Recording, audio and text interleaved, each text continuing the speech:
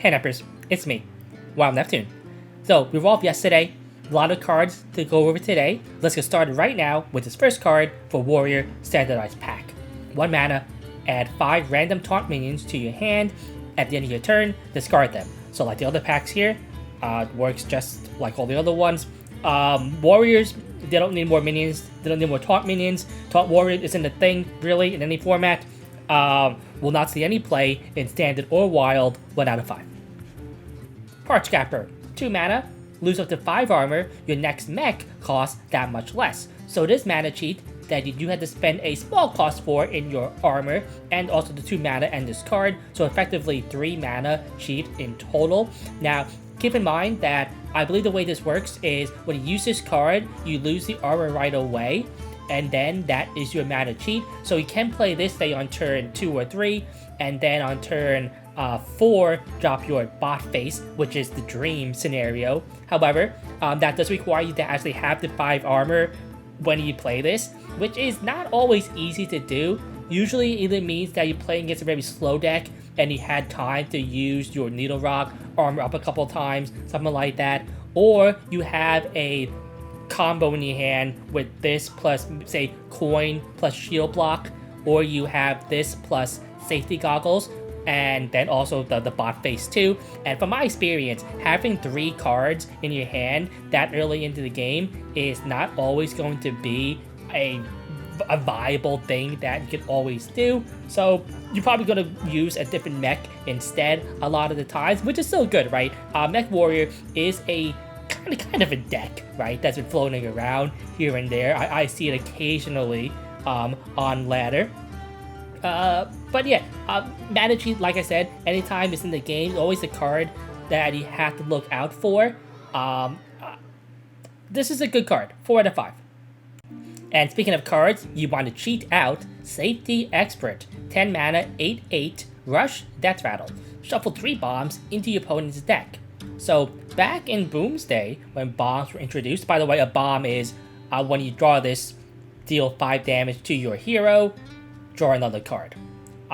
Again, so when bombs were in Boom's day, meta deck, very annoying to play against. I hated playing against Bomb Warrior. Also, it was really good back then because it turned off Reno effects, so Highlander effects. It doesn't do that now, and even if it did, this is way too slow, in my opinion, to really be good against Highlander effects anyway. I just feel like for the payoff and the cost and the fact that you lose, even if you discount this, right, you use it for this, and it doesn't affect the board in a big way. Yes, it has Rush, but the Death Rattle doesn't affect the board at all. It doesn't really give you that much of a boost. I don't really think it's that good, right? Like, I much rather obviously the bot face, but also, you know, right now the Mech Warriors here, they're playing the testing dummy, and this is just a much better card to get off, in my opinion, early into the game, as it also affects the board. So Safety Expert, even in Bomb Warrior, I don't think would see that much play. 1 out of 5. We have another pack, this time for a Rogue, Twisted Pack, 1 mana, add 5 random cards from other classes to your hand. At the end of your turn, discard them. So it's totally random. Well, you can't get Rogue cards, but everything else is totally random. So any other class, any type of card, spell, minion, location. You can't get Titans and a few other specific cards too, but most of the cards are up for grabs. Now, in Standard, this is not any play. The Rogue right now that plays like a bunch of cards from other classes is Mining Rogue, and they don't need this card. In fact, Mining Rogue is one of the only real value generating decks that sees meta play at a pretty high level. So, but in Wild, there's a certain card called Wildpar Null. Hey, you have Neptune a little bit from the future here. So, I actually forgot what Wildpar Null actually did, and it's cards that you add to the hand from another class. You don't have to play them. That makes the pack in Rogue and Wild a lot better. Actually, a whole lot better. So the rating for that is going to change accordingly. I think it goes from being what I said before, a 2 out of 5 card in Wild, to a 5 out of 5 card in Wild. Still not playable in Standard. We have the cute card of the mini set, Dust Bunny. 3 mana, Battle Cry and Death Rattle, add a random piece of junk to your hand. And this could be a coin, a rock, a banana, or a knife. The coin is just the coin, a rock is the excavate, so 1 mana deal 3 damage, banana ++1 buff, a knife is the rogue hero power in the knife. This is an interesting card. This is a Battle Cry and a Death Rattle, and they are 3 1-mana cards and 1 coin, which gives you a free mana. This is interesting. This is one of those things where it's hard to really judge before you play it. Now, the biggest knock against this is actually the stat line, and the fact that 3 mana for 3/2 is just bad.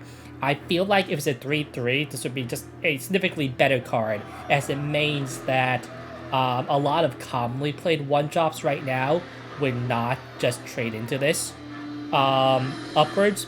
But this is, again, something that it's worth a look, right? Because you can do things like increase your combo stuff, right? If you want to do that, you have more cards for things like your Gaslight Gatekeeper. You have more things where you just like play stuff,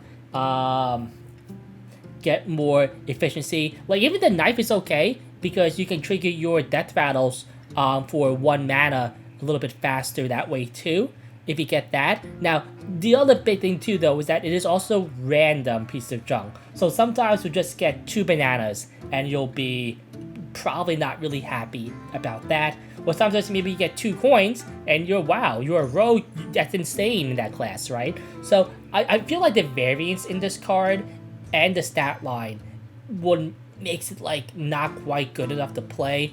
Again, this is one of the ones that you really have to put into a deck and play just a little bit, I feel, to get the true viability of the card. So 2 out of 5. Finally for Rogue, we have Dubious Purchase. 4 mana, draw 3 cards, combo, destroy a random enemy minion. The destroy minion, I don't think is really that relevant. Decks right now that play a lot of minions typically flood the board at the moment, and so like maybe you'll randomly get the best minion to destroy, right? I don't know. It's one of those things where I feel like as long like Rogue just has better card draw in the game, right? Like they have Gear Shift, they have the Pirate Draw card, all of that. And all of that is much cheaper and just much better overall in both formats, right? In both Standard and in Wild. Just a little bit too costly for the effect. Even though draw 3 cards feels insane for 4 mana. And back in the day, it would be. It's just, I feel not quite good enough or a little bit too costly for what Rogue tries to do a lot of the times. So both Standard and Wild, I don't think this will see any play. 1 out of 5. Paladin. 1 mana, Whack-a-Knoll. Discover a Paladin weapon from the past. Give it +1/+1. Well, we know from the Death Knight card how good it is to discover a weapon that gives +1/+1. I feel like this is a very good card. There's some really good Paladin weapons from the past, and giving even something like Sword of Justice +1/+1 is pretty good. In something like Buff Paladin, getting something like Valinir can be okay too, right? Definitely have a little more stickiness on the board. So yes, this is a very strong card, I believe. Don't know it'll see play in Wild, because I guess Wild, all the cards from the past. But in Standard, 4 out of 5. Next we have Flickering Lightbox. 3 mana, 3/3, Gigantify. Now, if you've forgotten, this says you get a copy of it. That's an 8 mana, 8/8, so basically a giant. Cost 1 less for each holy spell you cast this game. So you can get this off pretty easily, I would say, for 0-1 mana. And then you also get the giant version, which you can also cheat out for less mana. Now, in standard, I don't think there's enough holy spells where you can reliably get this off early enough into the game to have a big impact. One of the reasons why giants are so good and so problematic in Hearthstone is that they come down on turn like 2, 3, 4, right? Here, you have to do much more work in order to get that off. Now, in Wild, where Librams and stuff like that are in the format, this is much, much better. So I feel like until Paladin in Standard gets more holy spells, in Standard this is probably a 2 out of 5 card. In Wild, though, I will actually probably give this a 4 out of 5. And speaking of holy spells, we do have one called Holy Glow Sticks. Lifesteal, deal 4 damage, cost 1 if you cast a holy spell this turn. So instead of 4 mana, is 1 mana if you cast another holy spell. And like I said, in Standard, Paladin does not really have a bunch of holy spells that really synergize with this quite a lot. I guess you have Consecration, I think is holy. You have the Portal card, it's a holy card. You have some more aggro ones too, like the Aura, I believe is also a holy spell. Yeah, so like, it's okay. Like, it's okay in theory, where getting a big mana reduction on this to play the holy spell seems nice, but again, I don't think the pure mass of good holy spells that synergize with this is quite there yet for this to be a really, really big contender. But what it is, when that does happen, this is suddenly a very good card. In Wild, a lot better, because again, the much more spells, holy spells in Wild that will see play pretty quickly, and this can make it so that you have much better tempo type plays in your early game with this. So in Wild, I think this is a 4 to 5 card. In Standard, 3 out of 5. Shaman, Murloc Gropin, 1 mana, Gigantify, Battle Cry, summon a tiny fin with rush and stats equal to this minion. It's a 1/1. So Murloc Shaman, just Murlocs in general, is one of my favorite types of decks to play in Hearthstone. Whenever it's viable, I always play it, so I really like them. Unfortunately, right now, Murlocs in Standard are not a thing, and it's not going to be a thing, because we've already seen almost all the cards for the mini set. Now, this card, if Murlocs were a real deck, this card would be insane, right? This is a very good card. Just some of the 1/1 for a 2/1/1s, one with Rush, is already a good effect, right? I feel like that would see play right now. And the Gigantify for the late game, and just because Murlocs traditionally have been a more aggressive strategy a lot of the times, that doesn't mean that they have not been Murloc decks that have like been a grind deck also with some late game too. And this perfectly encapsulates what a lot of Murloc decks are and were. So this is one of the first Gigantify cards that I feel really, really good to have and to play both versions of the card. Yes, this in Standard right now, since it won't see any play, I feel like maybe just by itself, it isn't just a good enough card to have in your Highlander Shaman, right? 3 out of 5, I would say, in Standard, just for the fact that no, actually 4 out of 5. I feel like this card, just by itself, is good enough to be a 4 out of 5. Now, in Wild, the only board Shaman that's played is Even Shaman, and this is a 1-cost minion, which makes it unplayable in Wild, at least at the meta level. Of course, if you play Murloc Shaman, this probably makes the cut there, right? So in Wild, unfortunately, 1 out of 5. But, you know, it is what it is. Wave of Nostalgia. 5 mana, so another card that will not see play in Wild. Transform all minions into random legendary ones from the past. So first of all, Wild out of the way. You have 5 mana, so won't see play. In Standard, I don't know. So there's a 1 card, the 7 mana card that only transformed your minions into random legendary minions, and that one only saw niche play in like a tier 2 deck. It did see play in the Murloc Shaman sometimes, right? The one that I played back then.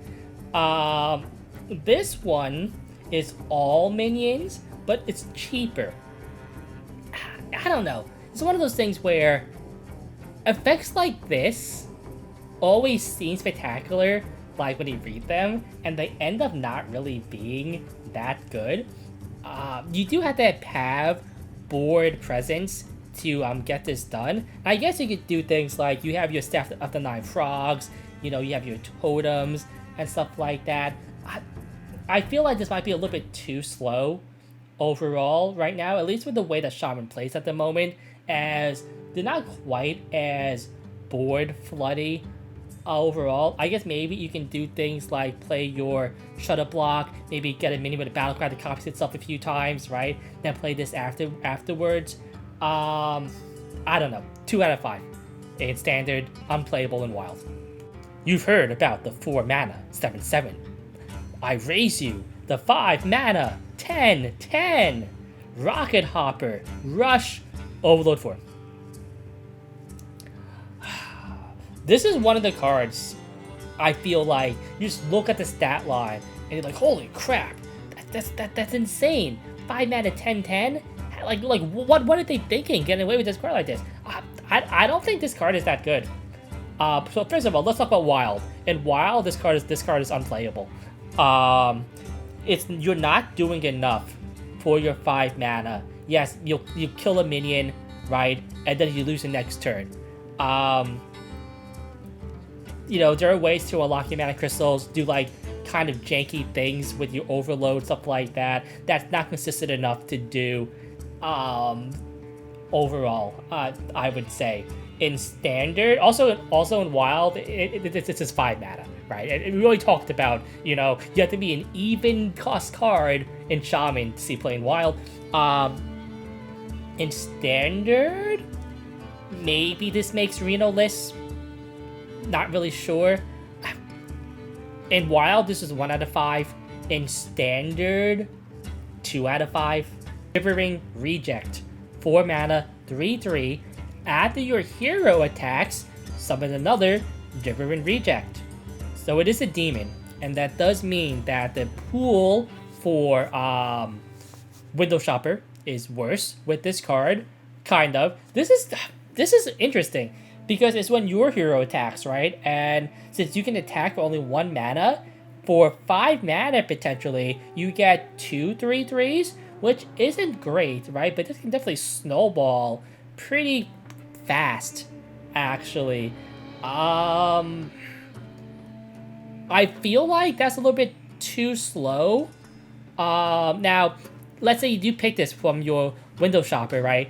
And this is 1 mana instead of 4 mana, and you somehow get a bunch of these out, right, pretty quickly, and you probably can't deal with them, then that's actually really, really good, right? Like, in some instances where maybe the Mech Davidon isn't the best card, and maybe this is, right? Yeah. Definitely an interesting card. Won't see play in Wild, I don't think. But in Standard, 3 out of 5? Return Policy. Discover a friendly Death Rattle card you played this game, trigger its Death Rattle. So one of the few Demon Hunter decks I really like playing was the Death Rattle Demon Hunter back in the day. In Wild, again, like I said, Demon Hunter is not a real class in Wild. Is this card good enough to make that a real class? A real deck? Probably not, right? But it will see play in that deck at the very least. Now in Standard, I guess your weapon, right, is a Death Rattle.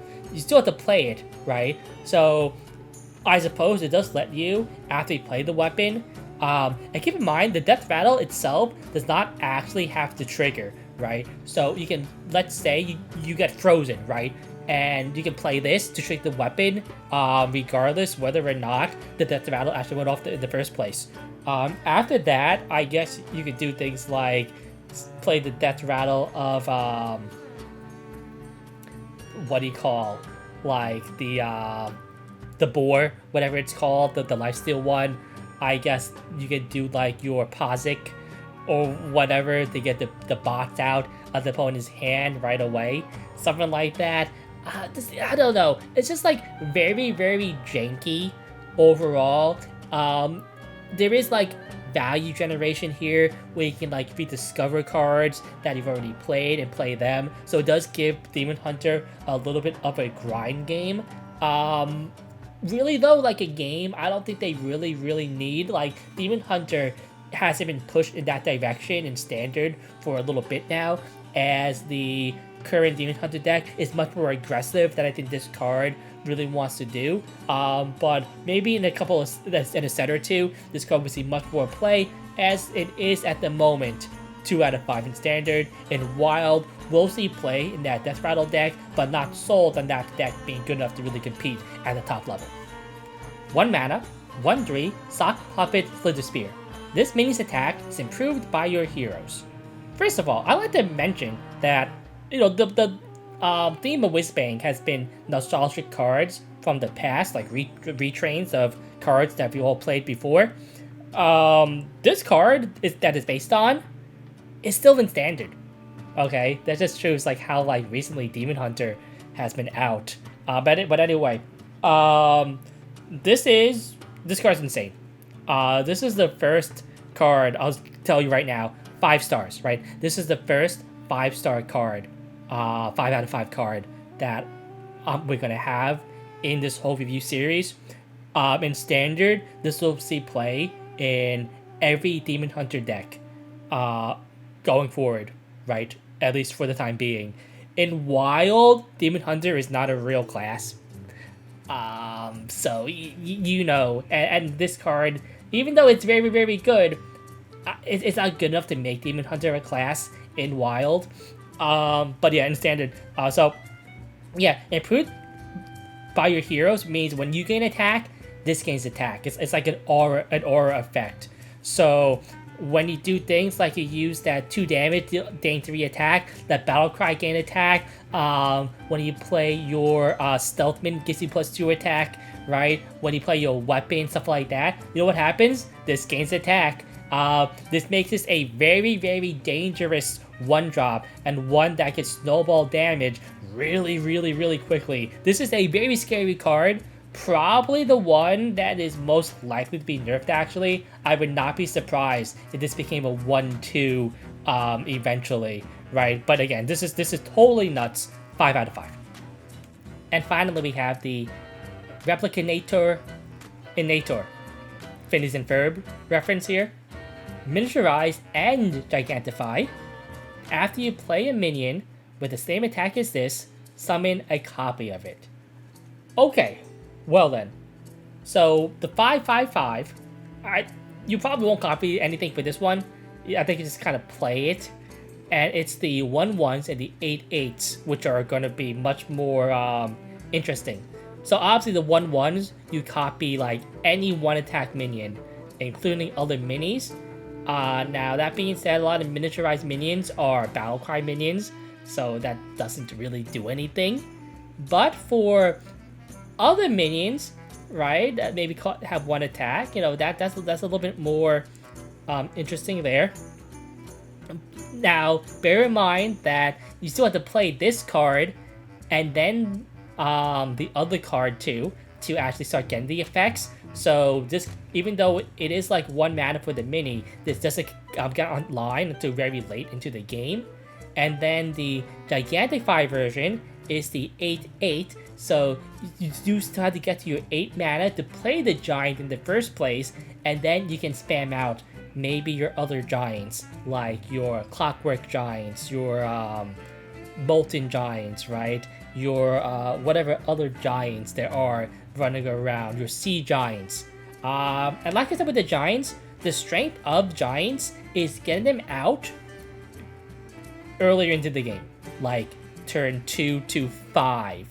And yes, summoning a bunch of Giants at turn 8, you know, like Rogue with their shenanigans just did it all the time. But Rogue can, like, scam out Giants, like a bunch of them, on turn, like, 6, right? It's like, why wait to turn 8 with a lot of required setup to do something that you can do 2 turns earlier? Like, what's really the big difference between summoning, like, maybe 5 Giants compared to 4 if you get the 4 Giants out 2 turns earlier, right? I'd much rather do the first thing.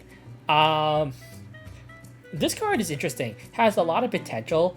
I do feel like it's probably a little bit too slow. Of course, there's probably more like combo potential I'm not really seeing. In Wild, this is a card that might require more theory crafting, more testing out to see play. In Standard, I'm going to give this a 3. In Wild, it's up in the air. Building Block Golem. 5 mana, rush, that's rattle, summon 3 random 1-cost minions. This is one of those cards I feel is just below playable in Standard. Remember, we already play that 5 mana 6/5 rush, excavate a treasure. Now the 2 health versus 3 1-cost minions, I feel it's kind of a wash, right? Sometimes you want the minions, sometimes you rather have the big body on the board instead. Now, the big thing there, though, is that the excavate is actually the important thing, as cards decks that run that card want to get those excavate packages off. So that's actually the big thing, and why that card is just better than this one. Although I feel like this card might be slept on a tiny bit. This has some potential to see play. It's not a bad card, right? In Wild, it won't see play. In Standard, 2 out of 5. Neutral cards also. Explodoneer, 3 mana, 2/4. At the end of your turn, shuffle a bomb into the opponent's deck. When drawn, well, we know what bombs do. So, back in the day, it's something like Bomb Warrior or Bomb Deck. This would be pretty good, right? This would definitely see play. Right now, probably not good enough. We don't have the mass ability for bombs right now, and a critical mass to make this good enough. And against some decks, this is actually pretty good. Decks that want to draw a lot and get deep into their deck list, and this can definitely have a pretty nice effect if it's just left on the board. But bombs aren't really a thing in Wild, and in Standard, I don't think this will really play. 1 out of 5 in both formats. Alright, so those are the reviews for the current cards. I believe tomorrow is the last day of reveals, so I'll have the video out for that a little bit later.